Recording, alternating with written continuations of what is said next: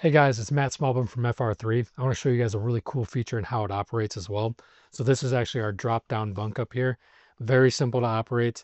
The benefit to this is actually when this is in the lowered position, you can still drive the coach. So this doesn't have to be up for you to be able to drive. With it being down, you can actually use that as extra storage up there. I'll go ahead and show you guys how it's operated because it is pretty amazing, pretty simple how it is done. Okay, so right by the entry door, you're going to notice this system right here that has this key in it. So the benefit to this is you could actually take this key out, so you could actually lock it, and then you don't have anybody messing with this if you don't want it being brought down or brought up. Right now it is in the on position, so we're going to switch it to the on position.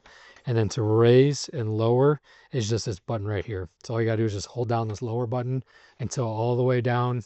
You'll feel it stop, and then you just let go of it, and it'll stay in that position.